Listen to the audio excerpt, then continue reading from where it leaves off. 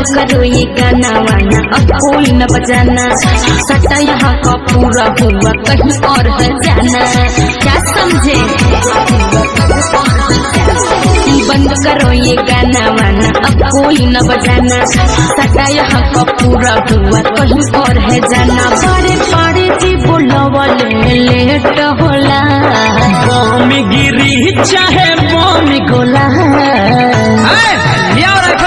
यहाँ तो हिलम तो पक दे।